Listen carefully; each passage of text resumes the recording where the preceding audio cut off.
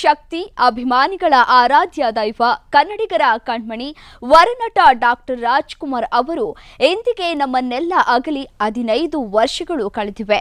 ಕನ್ನಡ ಚಿತ್ರರಂಗ ಏರುವವರೆಗೂ ಮರೆಯಲಾಗದ ಹೆಸರು ಅಂತಂದ್ರೆ ಅದು ಅಣ್ಣಾವ್ರು. ಇಂದು ಅಪ್ಪಾಜಿಯವರ ಜನ್ಮದಿನ.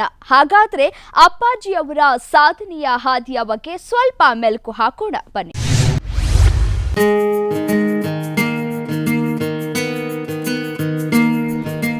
ಅಭಿಮಾನಿಗಳೇ ದೇವರಿಂದ ದೇವತಾ ಮನುಷ್ಯ. ನಡೆ ನುಡಿಯಲ್ಲಿ ಕನ್ನಡಿಗರ ಮನಗೆದ್ದ ನಟ ಸಾರ್ವಭೌಮ.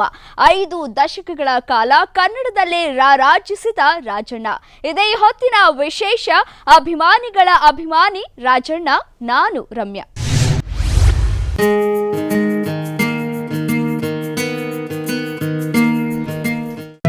ಎಂದೂ ಮರೆಯಲು ಸಾಧ್ಯವೇ ಇಲ್ಲದ ಹೆಸರು ಅಂದ್ರೆ ಅದು ವರನಟ ಡಾಕ್ಟರ್ ರಾಜ್ಕುಮಾರ್. ಹಾಗೆಯೇ ಕನ್ನಡ ಮತ್ತು ಕನ್ನಡ ಚಿತ್ರರಂಗ ಅಂದಾಕ್ಷಣ ಮೊದಲು ನೆನಪಾಗೋದು ಸಹ ಅಣ್ಣಾವ್ರು.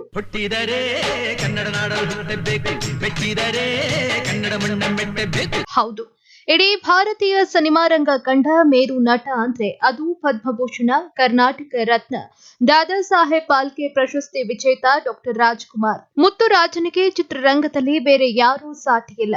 ಚಂದನವನದಲ್ಲಿ ಬರೋಬ್ಬರಿ 50 ವರ್ಷಗಳ ಕಾಲ ನಾಯಕ ನಟನಾಗಿ ಮಿಂಚಿದ ಅಣ್ಣಾವ್ರು ಚಿತ್ರ ಪ್ರೇಮಿಗಳ ಎದೆಯಲ್ಲಿ ಸದಾ ಚಿರಸ್ಮರಣೀಯರಾಗಿದ್ದಾರೆ.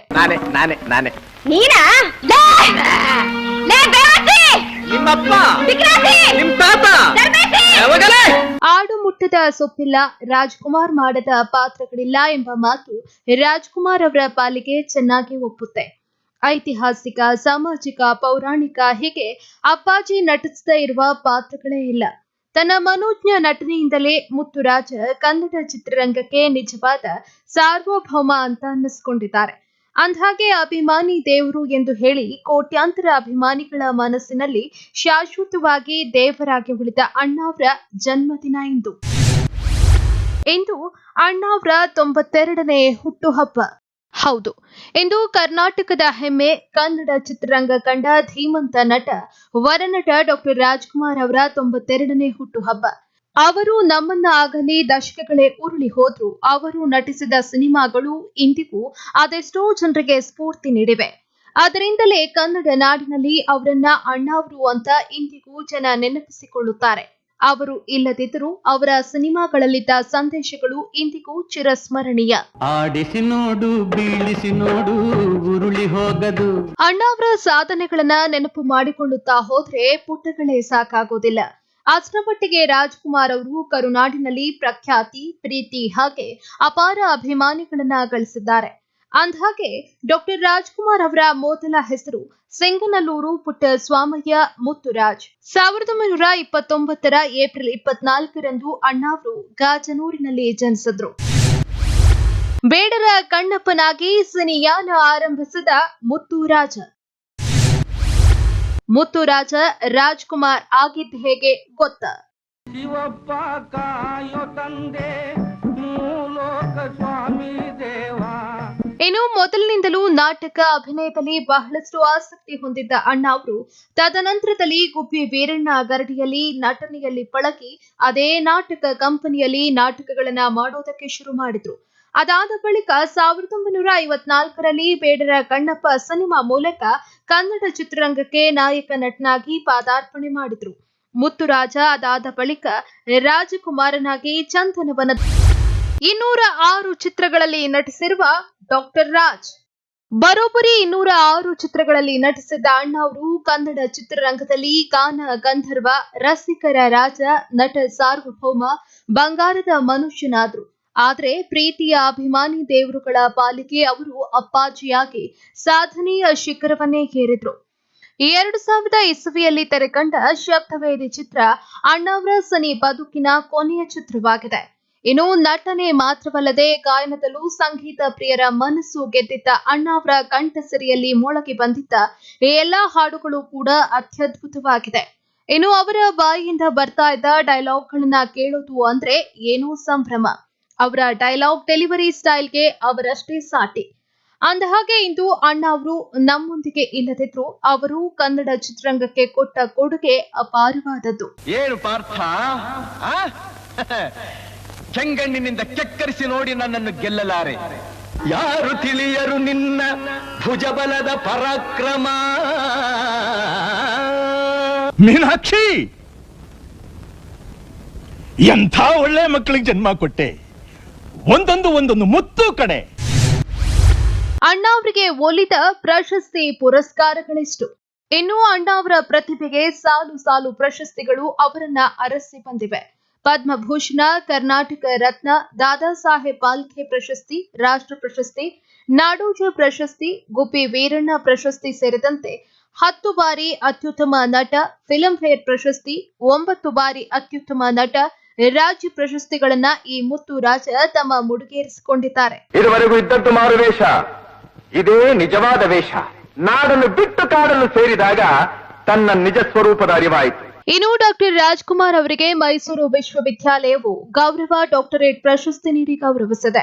ಹಾಗೆಯೇ ಗಾನ ಗಂಧರ್ವ, ರಸಿಕರ ರಾಜ, ಕರ್ನಾಟಕ ರತ್ನ, ನಟ ಸಾರ್ವಭೌಮ, ಬಂಗಾರದ ಮನುಷ್ಯ, ಮೇರು ನಟ, ವರನಟ ಅಣ್ಣಾವ್ರು ಎಂದು ಚಿತ್ರರಂಗವೂ ಸೇರಿದಂತೆ ಅಭಿಮಾನಿಗಳು ಬಿರುದು ಕೊಟ್ಟರು. ಅಷ್ಟೇ ಅಲ್ಲದೆ ಬೆಂಗಳೂರಿನ ರಸ್ತೆಯೊಂದಕ್ಕೆ ಡಾಕ್ಟರ್ ರಾಜ್ಕುಮಾರ್ ರಸ್ತೆ ಅಂತ ಹೆಸರಿಡಲಾಗಿದೆ. ಹೀಗೆ ಅಣ್ಣಾವ್ರ ಜನಪ್ರಿಯತೆ ಇಂದಿಗೂ ಎಳ್ಳಷ್ಟು ಮಾಸಿಲ್ಲ. ಏಪ್ರಿಲ್ 12 ಅಭಿಮಾನಿಗಳ ಪಾಲಿಗೆ ಕರಾಳ ದಿನ. ಹೀಗೆ ಕನ್ನಡ ಚಿತ್ರರಂಗ ಮಾತ್ರವಲ್ಲದೆ ಇಡೀ ಭಾರತೀಯ ಸಿನಿಮಾ ರಂಗವೇ ಚಂದನವನದ ಕಡೆಗೆ ತಿರುಗಿ ನೋಡುವಂತೆ ಮಾಡಿದ್ದ ಅಣ್ಣಾವ್ರು 2006 ಏಪ್ರಿಲ್ 12ರಂದು ವಿಧಿವಶರಾದರು. ಇನ್ನು ಆ ದಿನ ಅಣ್ಣಾವ್ರ ಮನೆಯವರು ಮಾತ್ರವಲ್ಲದೆ ಅವರ ಅಭಿಮಾನಿಗಳ ಪಾಲಿಗೆ ಕರಾಳ ದಿನವಾಗಿತ್ತು. ಅಂದು ಕರ್ನಾಟಕದ ಜನತೆಗೆ ಬರ ಸಿಡಿಲೆ ಬಡಿದಂತಾಗಿತ್ತು. ರಾಜ್ಕುಮಾರ್ ವಿಧಿವಶರಾದ್ರು ಎಂಬ ಕಹಿ ಸುದ್ದಿ ಎಷ್ಟೋ ಮುತ್ತುರಾಜನ ಅಭಿಮಾನಿಗಳಿಗೆ ತಾವು ನಿಂತ ನೆಲವೇ ಕುಸಿದಂತೆ ಆಗಿತ್ತು. ಕನಸಿನಲ್ಲಿಯೂ ಯಾರೂ ಯೋಚಿಸದ ಘಟನೆ ಏಪ್ರಿಲ್ 12ರಂದು ನಡೆದೇ ಹೋಗಿತ್ತು. ಇನ್ನು ಕೋಟ್ಯಾಂತರ ಅಭಿಮಾನಿಗಳು ಆರಾಧಿಸುವ ರಾಜ್ಕುಮಾರ್ ಅಂದು ಎಲ್ಲರಿಂದ ದೂರ ಆಗ್ತಾರೆ ಅಂತ ಯಾರೂ ಸಹ ಯೋಚಿಸಿರಲಿಲ್ಲ. ಆಡಿಸಿದಾತ ಬೇಸರ ಮೂಡಿ ಆಟ ಮುಗಿಸಿದ. ಮತ್ತೆ ಹುಟ್ಟಿ ಬನ್ನಿ ರಾಜಣ್ಣ, ನಿಮಗಾಗಿ ಕಾದಿದೆ ಕರುನಾಡು.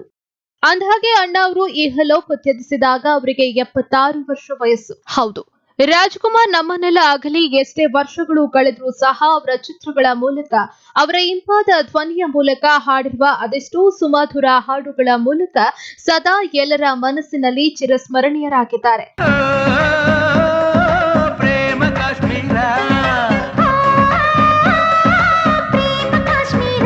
ರಾಜ್ಕುಮಾರ್ ಇಲ್ಲದೆ 15 ವರ್ಷಗಳು ತುಂಬಿದ್ರು ಮತ್ತೆ ಹುಟ್ಟಿ ಬಾ ಅಣ್ಣ, ಮತ್ತೆ ಹುಟ್ಟಿ ಬನ್ನಿ ರಾಜಣ್ಣ, ನಿಮಗಾಗಿ ಕಾದಿದೆ ಕರುನಾಡು ಎಂಬ ಮಾತುಗಳಷ್ಟೇ ಅಭಿಮಾನಿಗಳ ಬಾಯಲ್ಲಿ ನಿರಂತರವಾಗಿದೆ. ರಾಜ್ಕುಮಾರ್ ನಮ್ಮ ಜೊತೆ ಭೌತಿಕವಾಗಿ ಇಲ್ಲದಿದ್ರು ಅವರ ಮೇಲಿನ ಪ್ರೀತಿ, ಅಭಿಮಾನ ಇಷ್ಟು ಕೂಡ ಕಮ್ಮಿ ಆಗಿಲ್ಲ ಅನ್ನೋದಕ್ಕೆ ಇದೇ ಸಾಕ್ಷಿಯಾಗಿದೆ.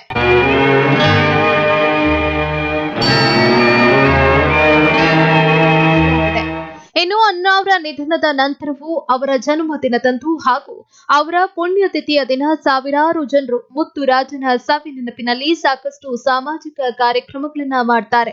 ಇನ್ನು ಹಲವು ವರ್ಷಗಳಿಂದಲೂ ಅನ್ನದಾನ, ನೇತ್ರದಾನ, ರಕ್ತದಾನ, ಉಚಿತ ಆರೋಗ್ಯ ತಪಾಸಣೆ ಸೇರಿದಂತೆ ಅನೇಕ ಕಾರ್ಯಕ್ರಮಗಳನ್ನ ಅಣ್ಣಾವ್ರ ಅಭಿಮಾನಿಗಳು ಆಯೋಜಿಸುತ್ತಾರೆ. ಆದರೆ ಕೊರೋನಾ ಅಲೆಯಿಂದಾಗಿ ಕಳೆದ ವರ್ಷ ಈ ಎಲ್ಲ ಕೆಲಸಗಳಿಗೆ ಸ್ವಲ್ಪ ತೊಡಕು ಉಂಟಾಗಿತ್ತು. ಆಡಿಸಿ ನೋಡು, ಬೀಳಿಸಿ ನೋಡು, ಉರುಳಿ ಹೋಗದು. ಇನ್ನು ಪ್ರತಿ ವರ್ಷ ಏಪ್ರಿಲ್ 24ರಂದು ಬೆಂಗಳೂರಿನ ಕಂಠೀರವ ಸ್ಟುಡಿಯೋದಲ್ಲಿರುವ ರಾಜ್ಕುಮಾರ್ ಸಮಾಧಿಗೆ ಅಣ್ಣಾವ್ರ ಕುಟುಂಬ ಸೇರಿದಂತೆ ಸಾವಿರಾರು ಅಭಿಮಾನಿಗಳು ಭೇಟಿ ಕೊಡುವ ಮೂಲಕ ತಮ್ಮ ನೆಚ್ಚಿನ ನಟನಿಗೆ ಹೃದಯಪೂರ್ವಕವಾಗಿ ಗೌರವ ಸಲ್ಲಿಸುತ್ತಾರೆ. ಹೀಗೆ ಭಾಷೆ, ಜಾತಿ, ರಾಜಕೀಯ, ಸಿನಿಮಾ ರಂಗ ಹೀಗೆ ಎಲ್ಲಾ ವರ್ಗದವರ ಪಾಲಿಗೆ ಶಾಶ್ವತವಾಗಿ ದೇವರಾಗಿ ಉಳಿದ ಕನ್ನಡ ಸಿನಿರಂಗದ ದಂತಕತೆ ಡಾಕ್ಟರ್ ರಾಜ್ಕುಮಾರ್ ಸದಾ ಕನ್ನಡಿಗರ ಮನದಲ್ಲಿ ಅಜರಾಮರ. ಜನರಿಂದ ನಾನು ಮೇಲೆ ಬಂದೆ, ಜನರನ್ನೇ ನನ್ನ ದೇವರೆಂದೆ. ಮೇಘನಾ Raj, MS film bureau, express Kannada.